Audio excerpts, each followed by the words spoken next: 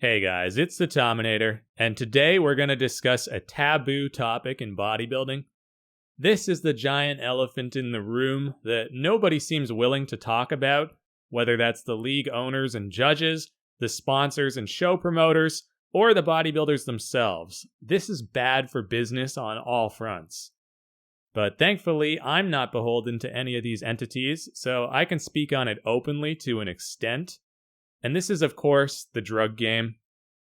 Look, we all know drug use is rampant in professional bodybuilding. This isn't exactly a closely guarded secret. It's sort of like how everybody realizes that WWE wrestling is fake or scripted, but we still watch it anyway, and only gullible little kids would believe otherwise. But not only are these pro bodybuilders using anabolic steroids, they're taking stacks of steroids, all different kinds, plus other hormones like insulin and HGH. I'm not going to get into the specifics because the honest truth is that I don't know exactly what these guys are taking or how much. And it's very rare for them to actually disclose it to us, so really the only ones who know for sure are their coaches and the bodybuilders in question, maybe their spouses and close friends as well. Anybody else who claims to know is just making educated guesses at best. And given that I'm a lifetime natural with no real expertise on the matter, it wouldn't make sense for me to make any bold proclamations or pretend to share intimate details about an Olympian's drug regimen. Moreover, YouTube tends to frown on this sort of thing for obvious reasons, and I don't want to get demonetized, so we're just going to be speaking fairly generally here. So for anyone who clicked expecting some big reveal or earth-shaking revelation, sorry to disappoint you, but that's not what this video is intended for. What I do want to talk about today is the alarming wave of deaths we've witnessed in the industry over the past several years, particularly in recent months. With many famous names like Rich Piana, Dallas McCarver, Luke Sando, John Meadows, George Peterson, and now former Mr. Olympia Sean Roden, you've got to start asking, what the hell is going on? Almost all these guys were under 50, and in some cases still in their 20s or 30s, so this is pretty young to just suddenly succumb to a heart attack or something. Bodybuilding has always been a dangerous sport, at least since the 90s, for the simple reason that these guys are continually pushing the envelope, taking extreme measures to get as big and muscular as physically possible. Unlike other sports that will suspend or fine you for failing a drug test, the IFBB Pro League barely tests its athletes at all, it seems. Correct me if I'm wrong, but I believe the last time we saw a top pro get disqualified for failing a drug test was back in the early 2000s. In any case, it's exceedingly rare. But then again, you can hardly blame them. Unlike other professional sports, as with soccer or basketball, you essentially need to be enhanced in order to compete at the upper echelons. This isn't an option. Even the most genetically gifted individuals like Ronnie Coleman eventually have to take that next step in order to attain the success they crave. And yet, this is an element of genetics that we virtually never consider. I've made several videos in the past on this very topic, and admittedly, I overlooked it too. It's much easier, and frankly more fun, to discuss muscle bellies and skeletal structures than it is to speculate about heart health or digestive efficiency. But this is an absolute necessity in order to flourish as a pro bodybuilder. You need an exceptionally hardy constitution. In other words, the internal workings of the body are just as important, if not more so, than the external aspects like muscle size and proportions. If you want to be the next Jay Cutler or Phil Heath, you basically gotta be a well-oiled machine with your internal organs firing on all cylinders. Or this sport could literally end up killing you, as we're unfortunately witnessing more and more often lately. Of course, the other elephant in the room is much newer, an added potential threat that comes in two forms. For the sake of not offending the YouTube overlords and their ridiculously heavy-handed censorship, I'm simply going to refer to these as C and V, respectively. You can figure out what these stand for, I'm sure. But it's well known at this time that those at greatest risk from C are the elderly and those with pre-existing comorbidities. And believe it or not, obesity was actually found to be the #1 risk factor associated with C-related mortality. This was according to a year-long study conducted by the CDC. And by the way, that beat out kidney disease, diabetes, asthma, even cancer. Simply being too overweight with a BMI above 30 is statistically the worst thing for you when fighting this disease. And while bodybuilders might look incredibly healthy on the surface, in tip-top shape even, they have body mass indexes comparable to the morbidly obese. What I'm trying to say is that all that mass comes at a cost. You know how much harder your heart has to work to pump oxygenated blood to all that muscle? Most of these top pros are carrying around an extra 70 to 100 pounds of muscle mass compared to the average person. Case in point, an autopsy revealed that Dallas McCarver's heart was 3 times the normal size. That obviously can't be good for you in the long run.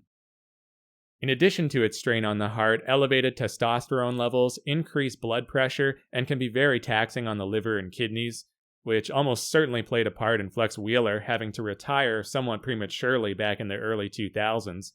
And ultimately, he had to get half his leg amputated a couple of years ago because his kidneys were failing him. And what about digestion?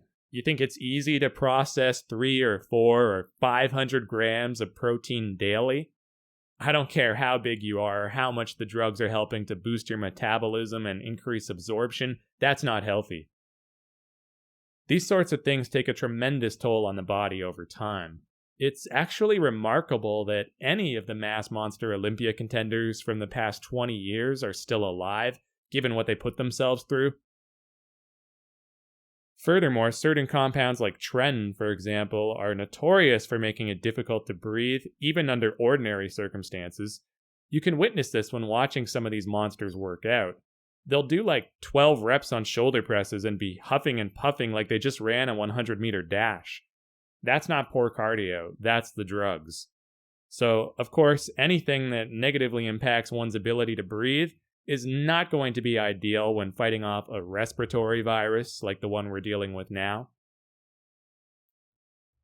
And what about V? Now, this is a hot topic, and it's not meant to be anti-V or anything. I don't want to get into all that. But let's just say injecting yet another drug which is novel and largely unproven when you've already got a veritable cocktail of exogenous hormones floating around in your system, that cannot be smart. The simple fact is that we have no idea how V might react with these other chemicals. Guaranteed, none of the studies or clinical trials used a sample group taking PEDs because, last I checked, most of these drugs are illegal. A final note on that, and this is just a general point that frankly needs to get out there. If you do get the shot, for God's sake, make sure the nurse or physician aspirates.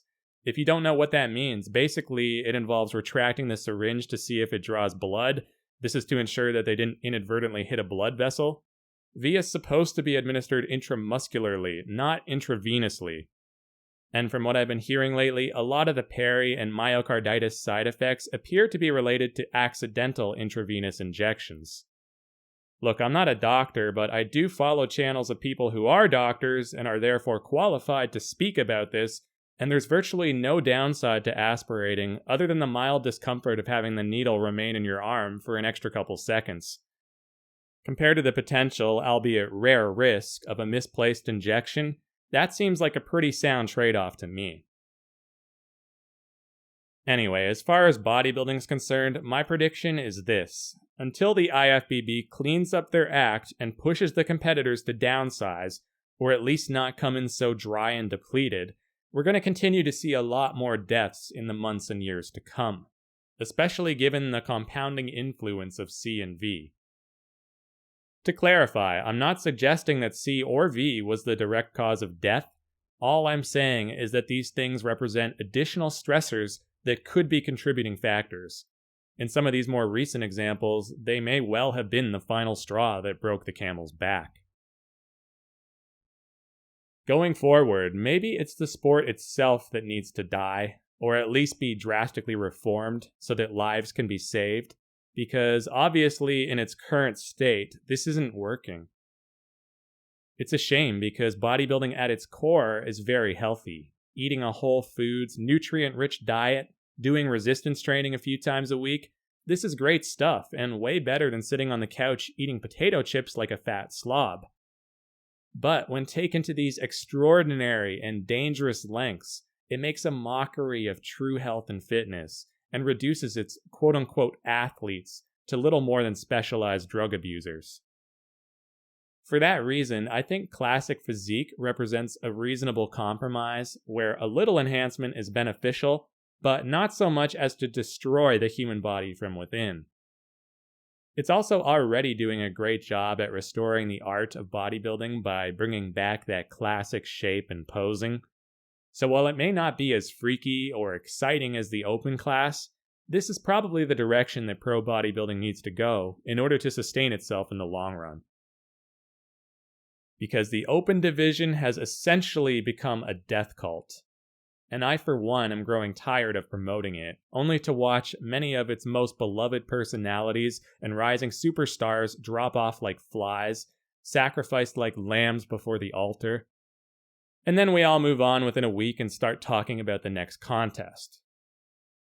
This isn't fair to them. It's certainly not fair to their families and any children they left behind.